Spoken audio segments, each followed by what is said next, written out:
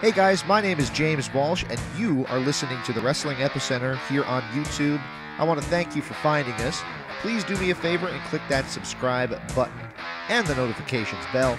And if you get the chance on this video, click the like button. If you do, it'll turn blue. Check it out.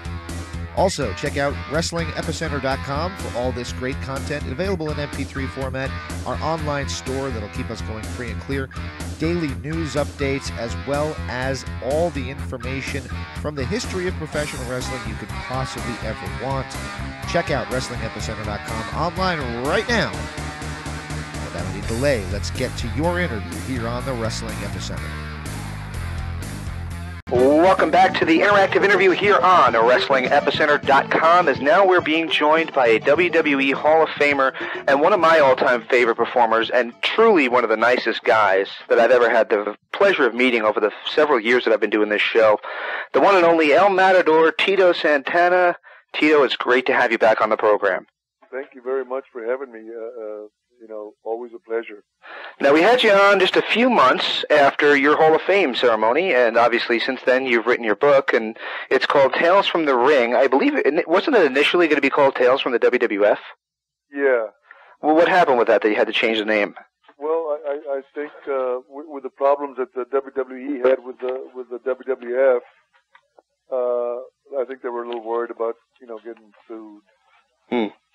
Now, what did the WWE, did they have any problem with it, or was it all based on the wildlife? No. As a matter of fact, every picture in the book was given to me by, the WWE. Yeah. Now, do you have a good working relationship with the WWE at this point in time? I think so. I mean, I left in good terms. I believe I gave my notice, and I worked and was very loyal to the company up until the day that I left. Just when it was time for me to leave, I just had enough, and I wanted to get out of there, and I left. I didn't have any problems with Vince. I just wasn't happy with what they were doing with me, and I just thought at that time in my life, I had 3 boys that were just growing up, and I figured that it was important for me to be home to help raise them. Now, I got to tell you, I've seen you in a couple independent shows over the years, and the crowd almost never lights up quite the same as when you come out there. Now, as you as a performer, is it really touching to you to go out there and see that the fans still remember and still respect what you are capable of all these years later? Yeah, I feel that no matter where I went, when I was wrestling with the WWE, I always got one of the best responses at night, and just about every night, and it still continues. The fans always give me a great response when I enter the ring, and I mean, they get with the match almost immediately. I believe, I've heard it from several of the promoters that run independent shows. I don't do too many, but the ones that I do. They've made claims that I'm the hardest working legend. I enjoy what I do, and I can still pretty much do everything I was able to do, back then. And my wife asked me, not too long ago, how long I planned to keep doing this, and I love to get into the ring and the independent shows. I get to meet the fans up close, and I told her, I said, as long as the fans don't start hollering, get out of the ring, you old fart, I'm going to still, keep doing it. Because I love it, it's great. It's more personal when you're doing, these small shows. You get to meet a lot of the fans. Now, go ahead, Pat. I was going to ask you, I just want to ask you about the evolution of professional wrestling. Now, obviously, things have changed a lot with a lot of these young guys doing a lot of very dangerous and fancy moves in the ring, and even a lot of moves that you were doing back in the day, which seemed advanced, and now just used as regular moves. What do you think of that kind of evolution in wrestling? Do you think it's a good thing or a bad thing? Well, I just the reason the evolution took place is because the young wrestlers did not know or understood the business.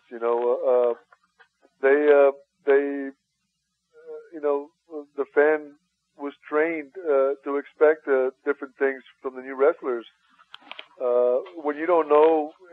impossible for the young wrestler to learn the knowledge and the experience that we had in the ring. I mean, professional wrestling for us, was like a dance with a fan. We would control the fan, the emotions of the fan, and then pretty much it would, at one point or another in the match, it almost like the fan would take control of the emotions in the match. And we had an ear for the fans of when to get them up and when to get them down, and to hear when they were ready, and it's just impossible for the young wrestler to learn that. They never will. We learned it because we were doing it for day in and day out for many nights, wrestling with very, very experienced wrestlers who were teaching us, and that's how we learned it. We learned it from other guys, and the young guys just don't have the opportunity to step into the ring and to be taught, in the ring, every night. It's a different ball game. It's 2008. Things have changed. In professional wrestling, moved on just like everything else. Now, you mentioned something just then that Hulk Hogan mentioned to me as well, and I always mention this to all the wrestlers because I really do think it's a great comment. He said that a lot of the problem with the business today, and we will talk about your book, by the way, but the problem with the business today is that the wrestlers nowadays learn the moves, but they don't learn what they mean. Right. Well, yeah, I mean, that's exactly right. We learned that everything we did in the ring had a meaning. We just didn't do things just to do them. Mm-hmm. And that's exactly right. I go to independent shows, and you see the young guys go out there and do unbelievable moves, and the fans are just watching the match and not really into it. And I go out there in the ring, and at the right time, I do a simple little maneuver, and the fans go crazy. And we used to call that timing. You have to have timing. Hulk Hogan was not a very good worker as far as I'm concerned, but he had great timing, mm-hmm. And he knew how to draw the crowds. So I had a lot of respect for Hulk. Who is a good worker? I mean, to me, the guy that drew the fans into the arena was the great worker. Now, one of the things that I found interesting in the book, and I've heard you say it before, but it's also in the book. I'll be honest with you, I got home late last night. I had the opportunity to thumb through it before I passed out after the long drive. But not saying your book is boring. It was really actually a very interesting book, but I haven't had the time to really give it the attention I should have. Uh-huh. Reading through the book, I saw that you, to a point, were going to get the, for lack of a better term, push that ultimately became Hulk Hogan's push. Any truth to that? I don't know that I was going to get the push that Hulk Hogan got. You were going to get the belt at that point, weren't you, though? Am I mistaken there? At the end. Towards the end, I think Hulk Hogan was pretty much on the way out, and they were looking for replacements. And I think at one point I was told that we were going to go into South America and we were going to go into Mexico, and they were thinking about putting the belt on me. And I think, right before I became El Matador, mm-hmm. I think, if I'm not mistaken, I think Vince found out that it was a little bit difficult doing business with the South American countries in Mexico, and I think ultimately they ended up deciding to go big time in Canada. And and you hear so much stuff. I think they just decided to go with a Canadian wrestler, and Bret Hart mm-hmm. ended up becoming the world champion. Now, you talked earlier about working with younger wrestlers and how young wrestlers back in your day used to work with experienced veterans to help them learn and help them become more experienced. One young wrestler that you worked with was the Heartbreak Kid, Shawn Michaels, and he obviously ended up becoming a very big star. What do you think of Shawn Michaels and what he ended up becoming? Well, I mean, when I got to work with Shawn Michaels, even though he was young, he was already very, very experienced and a pretty good darn worker. You know, Shawn Michaels had a lot of charisma. You know, from day one. He had at the beginning had a little trouble getting along with other wrestlers. He had a bit of an attitude, but that's I think it comes with any young guy who goes up. You know, to the top as quick as he did. I have a lot of respect, and I think that he's one of the less really true workers that really knows how to work and knows about timing and does things that mean something. Everything has a meaning in his match. I can't believe he's still doing it. I mean, he's been in the WWF for so long, and I know that his body is taking quite a abuse, and I know he's had problems with his back, his neck, and you know he's still hanging in there. Now, that actually brings us up to another question, because Greg Valentine, who obviously you had that legendary feud with, I remember some of my fondest memories was just when I was just getting into wrestling, seeing the matches you guys had, both in person and on TV. I wanted to ask you, he did a couple matches a few years ago with the WWE, just basically matches that were filmed to try to get the younger guys over, and they worked to a point, but he said he wouldn't lay down for certain wrestlers because he didn't see a future in them. Now, you obviously can still go. You mentioned that previously. You still have basically the same skills that you used to, for the most part. Would you ever consider, if they called you up and asked you to work a match, going back to the WWE? No, I have no desire whatsoever. I was asked quite a while back. Beth Patterson called me up and asked me, and you know, when I left there, I was done. You know, I think I'm one of the few wrestlers who really, you know, saved my money and made some investments, and I really don't need to go back and make a living in wrestling anymore. It was a big sacrifice, and I did it for 17 years. And not that I have anything against Vince McMahon or the WWF. It's just I like being home more than I like being on the road. So you like to think that the chapter of your life where you're on the road all the time is closed? Yeah, it's been closed. I retired in 1993, and I never called Vince back. And I think he respects that. You know, they try to get me back to do a few shows, kind of like what Jim Duggan is doing, and you know, probably what Greg has done. And you know, I'm a school teacher, so I really can't get away other than on the weekends in the first place. You know, I love teaching.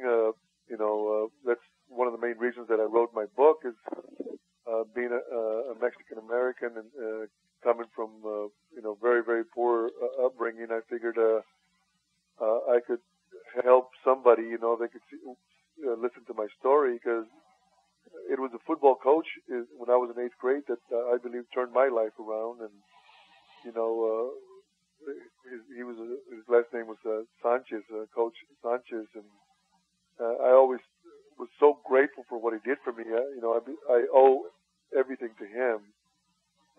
He passed, and I was able to thank his son, you know, and tell the son the story of what his father did for me.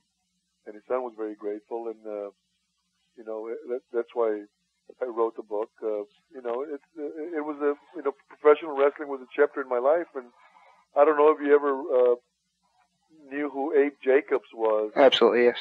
You know, he was an old-timer that I met when I was wrestling in Charlotte in 1978, and I was wrestling as Richard Blood at the time. Which happens to be, actually, I'm currently, with my wife, doing the website for Ricky Steamboat, and I know that happens to be his real name. Yeah. So, you know, Abe Jacobs says you need to use wrestling as a stepping stone. And I believe that's what I did. You know, I mean, we all got the same advice from the old timers. Save your money. It's not what you make; it's how much you keep. You know, and I listened. And the minute I, you know, started earning some money, I started putting money away, and I was able to leave and not have to really go back. Now, when you sat down and wrote this book, there's been a lot out there. There's been the tell-all books like Missy Hyatt wrote, and there's been the epic stories like Mick Foley wrote. And did you ever read a previous wrestling book? And if so, maybe what would you say inspired you to write this book? I didn't read, to be honest with you, and you know, I am a professional wrestler, and there's been a lot of wrestling books out, but I've never really. A lot of wrestlers are bitter, and they write, you know, negative things about different people, and Vince, and you know, especially Vince, and so I've never really wanted to read anybody's book. The only thing that inspired me was the fact that you know, I came from I was a migrant worker. Started working in the fields when I was 6 years old, and I realized education was important at a very young age, and that it was my only way out of the poorhouse. And I am not as religious as the $1 Million Man Ted DiBiase or Shawn Michaels, but I am a Christian. Mm-hmm. I believe that God has, you know, guided my life and been good to me, and it was just all, you know, in hope of being able to touch, you know, one person. I wrote, and I almost had a diary. This is a book that tells a little bit about my life, and then experiences that I had with promoters, and then experiences that I had with wrestlers on the road.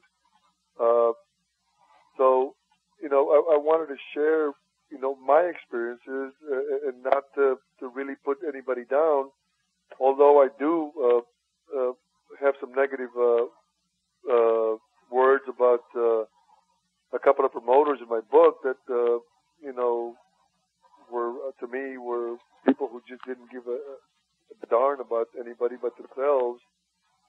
So I spoke my experiences that I had, and Ole Anderson was one of them. Mm-hmm. Bill Watts was another one. Not that I really have anything bad, but there was a great program that Ole Anderson and Bill Watts worked with me to get me out of Atlanta. And thank God that Vince McMahon Sr. Was there to rescue me out of a bad situation. But you know, it's just me sharing, you know, my life and my experiences, and not burying anybody, you know, in the business. You know, I think if anything, my book is a lot more positive than negative. It absolutely is. From what I've thumbed through and had the opportunity, I will sit down and read it, but from what I've had the opportunity to read of it, it does seem like a more positive book than a lot of the other ones that I've read. How has the response been from people who have read it and who have confronted you? Well, the book is just starting to go out. It's in a lot of the stores. I heard from a wrestler who you know, told me that that I should be really proud of my accomplishments. I don't know if you remember who Jim Powers was. Oh yes, absolutely. Jim Powers. Oh yes. We're actually going to have him on the show, aren't we? Yeah, we're going to have him on the show in a few weeks. Actually, it's funny you mention that. And Ace Darling. I don't know if you remember Ace Darling. Yep, I remember him as well. You know, he read it and he said that you know, he never knew you know, my upbringings. I've had people that I've worked with, that I teach with, that the lady says, Tito, I was reading your book by the pool, and I'm crying, and the person sitting next to me is asking me why I'm crying, and you know, there was a couple of sections that were pretty touching, and you know, now that I know you, it's you know, she said, I'm reading the book, and I feel like you're telling me the story, you know, and it kind of made me feel good, you know, because, you know, she said it's a very easy read, but he goes, I honestly feel like that maybe because I know you, that you're sitting there telling me your story.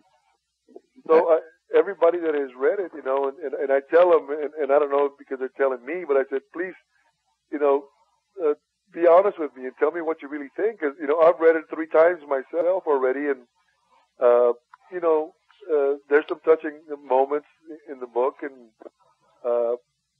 you know, so I can't wait for Courtney, the publicist, told me that we were going to start getting reviews pretty soon. So I can't wait to see what the professional readers think of my book. That's excellent. I wanted to ask you, a lot of times back then, I remember we had Jesse Ventura on a few months ago promoting his book, and something I remember, Jesse always called you Chico. And right. There was always things like Bobby Heenan would throw out, you know, the whatever was that he said about your moves and things, and there was a little bit of maybe racial overtones to it. Were you ever bothered by things like that? Well, no, not coming from those guys, because you know, they were over so big. When they used that, you know, they were heels, and the idea was to get the people mad at them. They both were dear friends of mine. I mean, Jesse has been interviewed, and he's told a lot of people that if he had a chance to work against anybody, I would be the guy that he would pick. But I did experience, you know, even though I didn't think that Jesse was being racial towards me or Bobby Heenan, when I came to New York, it's the biggest push that I ever got. And everywhere, when I first started going to arenas, and the fans would be waiting outside, because, I mean, God, we were drawing some big crowds. There'd be, you know, 20,000 people inside the arena and 20 that couldn't get in. Pretty much every night, we were turning all kinds of people away. And people would holler, "Hey, Chico!" And at first, you know, I thought it was some prejudiced guys, you know, standing up there. And then it took me a while, you know, to figure out that, you know, what Jesse the Body was calling me was catching on.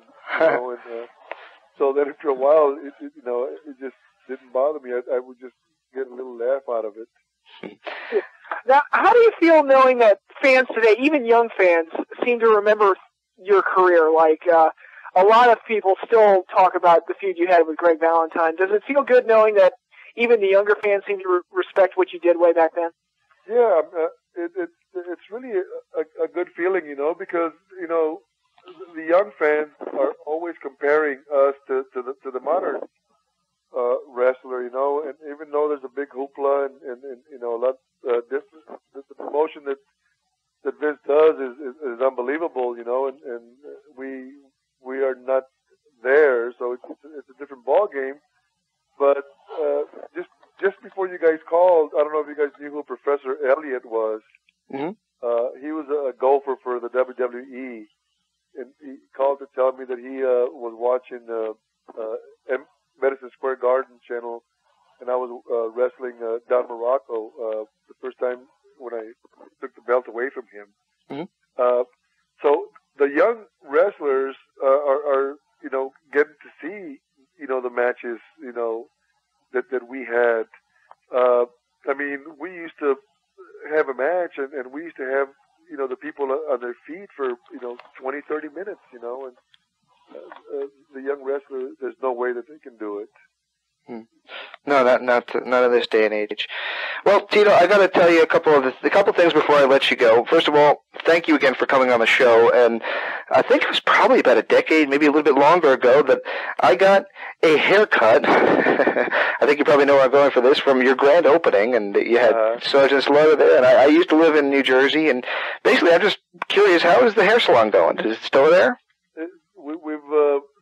We've completed our 11th year here. Excellent. And my wife is doing really, really good. And I remember that. You know, it was a great grand opening, and we had a good turnout. And you know, it's one of the things that you know, when I decided to move on, I told my wife, I said, because I talk about that in the book, and I think that's what the lady was talking about. I gave Vince my notice without even discussing it with my wife. You know, I was just totally unhappy. You know, the last few weeks there with Vince McMahon, and I gave my notice, and then I was driving home, and I realized, God, in 3 weeks I'm going to be unemployed, and it's not like I had set something up. And I remember Piper always told me, he says, if you're going to give a notice, make sure you have something burning, in the background. And I didn't set anything up, so I really broke down as I was driving in tears, and I really sat down and I prayed and I asked God, and I said, God, it's not my wife or my kids' fault that I put them in a certain lifestyle. I said, all I want from you is to just please help me maintain the lifestyle that I've got my family used to. Take control of my life and do what you want to with my life. And I got home and I told my wife, she was already in bed, and I told her I gave my notice, and she said, and I'm scared. And my wife woke up and she says, don't worry about it. She said, you got your life back. She goes, Vince owned you. And she said, if we have to move, if we have to sell our house, because we have a pretty nice house, we'll do whatever we have to do. And, man, I felt so good when I heard the response that she gave me. I never looked back. And we have been able to maintain, the lifestyle that I lived, when I was with the WWE. Well, that's excellent. I mean, I can tell you from that experience, I think your children were there, and obviously your wife was there, and it was really nice to see an honest, good family. And I know that, I don't know you from Adam outside of the wrestling business, but when Shawn Michaels said what he said about you in your Hall of Fame induction speech, I think it kind of resonated because it made sense to me, what he was talking about. Uh-huh. And so I honestly, right now, and this might sound like a Markish thing, but I'm going to tell the truth anyway, I still have that autographed picture on the office wall and a picture of you and I, the Polaroid of you and I together, and it's been there for the past 11 years. So, thank you very much. Well, I want to thank you again for coming on the program and for doing this interview with us. And if there's anything else we can ever do for you to help you out, just give us a call. And Patrick, did you want to say anything to him? Oh, I do have a question for you, and this is the one that some people hang up the phone on, and I hope this doesn't offend you. But as a wrestler who was, you were in good shape, but you were never the muscle, quite the muscle bodybuilder guy. I wanted to ask you, what do you make as a wrestler of the coverage last year? After the whole Chris Benoit thing broke down, did you, as a wrestler, get offended that I'm a big Fox News watcher, but even I got angry because they didn't even seem like they wanted to hear anything other than steroid, steroid, steroid? Well, steroids and drugs have been a part of professional wrestling, the whole time that I was there. I was very lucky that I'd never got involved with the heavy-duty drugs. I never got involved with steroids, and my body could tell. I mean, I was an athlete. I worked out. I looked like an athlete, but I never had the body that Chris Benoit had. Mm-hmm. And I used to tell people, it's people don't know that a lot of the reasons, because we were working like dogs. I mean, we used to wrestle probably 340 days a year. And we did get, wrestlers get hurt in the ring, and there were always doctors at the arenas that were there, and they filled prescriptions for you. The wrestlers were hurt, and they needed pills, painkillers, and, when we got done wrestling, we'd go to the hotel, we'd have some beers. So now you're mixing beers, and you're mixing painkillers, and then the wrestlers always had money, and the drug dealers were always there, trying to sell drugs, and, it was, one big party, So I think we were, because of the lifestyle that we had and the injuries that we sustained in the ring, it's one thing feeding the other, It was a tough situation, and people can blame Vince McMahon, but I never heard Vince McMahon tell somebody to do cocaine or tell anybody to get on steroids. You know, the guys who were doing steroids, that was their choice. The guys who got hooked on cocaine, it was their choice. Mm-hmm. You know, we were big boys. You know, we need to be responsible for our own actions. Are you surprised that so many from your generation have not changed their lifestyle as they've gotten older, and as a result, we've seen them unfortunately pass away? Yeah, I mean, I just keep thinking, what is it going to take for these guys to learn? You know, if you mix drugs and liquor or whatever, you know, you might not wake up in the morning. You know, I don't know what it is going to take. I mean, I know for a fact that you know, there's a lot of guys that I still see that are still, you know, struggling with that. I think Jake the Snake Roberts just got out of rehab, and I understand he's doing pretty good. And God, I pray and hope that you know, Jake has fought, you know, the demons for many years. I mean, he's up and down. You know, he's got a problem. The Iron Sheik, you know, has had many problems, but I believe all these guys developed those problems, you know, for different reasons. Iron Sheik, I don't know if you've seen him lately, but he can barely get around, you know. So, you know, he loves to drink booze and party, and, you know, I think it's a way of getting rid of the pain. Well, I got to tell you, Tito, I don't want to end this on a downer, but again, thank you so much for being an honest-to-goodness good gentleman, for being always so nice to this show when we've had you on. We've only had you on once before, but for being so nice as to do the interview last time and this time. And I can tell you that, honestly, we consider it an honor and a privilege to have you on the program. And thank you again for coming on the interactive interview. Thank you very much. Thank you. Arriba! Excellent, man. All right, Tito, but let me just say, I wanted to just ask you one last thing. Would you mind giving us what we call a liner, just basically saying this is Tito Santana and you're listening to the interactive interview? Sure. We'd love to have you do that, man. And I do mean that. I actually was at the grand opening many years ago. I got a haircut, and I did see your family, and it was really nice to see your good family, especially when you think of it in light to see what happened with Hulk Hogan's family just recently and all that. So yeah, I feel sorry for him, but he's going through some bad times right now. Yeah, I mean, he's got this whole TV show coming up, and we probably could have him on the show again, and I really don't know that I want to, because, I mean, I love the guy, don't get me wrong, but I don't really want to, I don't want to piss him off. You know what I mean? So that's kind of a guy named Hulk, you probably don't want to get on his bad side. I would not like him when he is angry. Okay, if you mind if I just catch you down for, and maybe you can give us that liner? Alrighty. And the name of the show again is the interactive interview. Alrighty. And in 5, 4, 3, 2. This is Tito Santana, and you're listening to the interactive interview. Arriba! Awesome, man. Thank you so much. All right, Tito. Well, thank you so much, and I will get a chance to read this book. I actually was waiting on my doorstep when I came home in the Arizona heat for the past 7 days, so they were a little toasty, but I'll be able to read them tonight and get through it. I'm looking forward to it, and thank you so much again.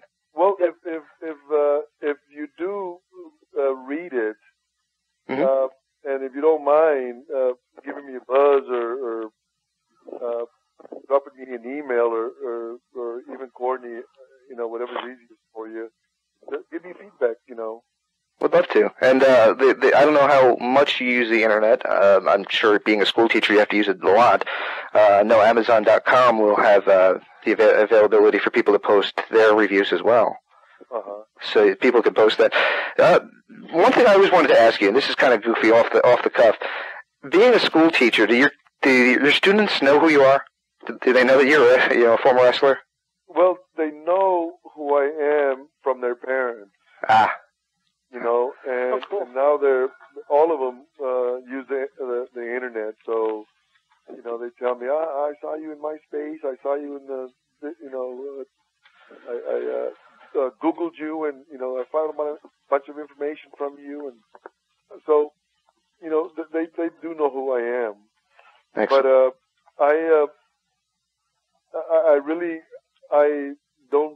I talk very little about wrestling throughout the year, and when my my book came out, I took the book to them, and I talked a little bit about my life in the book, and about at the end of the year, I take one day and I let them ask me any question they want, and I talk about professional wrestling one day out of the year. Oh, that's very cool. Yeah, because you can guarantee if I was in your class back in the day, I would have been sitting at your desk during every lunch period asking you a bunch of inane questions. All righty. Well, thank you, Tito, again, and I wish you the best of luck. Thank you very much. It was an honor and a half to get to speak with you. We'll give you a call when we have read it, and maybe we can have you on for a few minutes just to touch on it and discuss it a little bit further. Yeah, that'd be great. All right. Thank you so much. You take care. Okay, you too. Take care. Thank you. Good night. Bye-bye. Hey guys, my name is James Walsh, and you are listening to the Wrestling Epicenter here on YouTube. I want to thank you for finding us. Please do me a favor and click that subscribe button and the notifications bell. And if you get the chance on this video, click the like button. If you do, it'll turn blue. Check it out. Also, check out WrestlingEpicenter.com for all this great content available in MP3 format, our online store that'll keep us going free and clear, daily news updates, as well as all the information from the history of professional wrestling you could possibly ever want. Check out WrestlingEpicenter.com online right now. Without any delay, let's get to your interview here on the Wrestling Epicenter.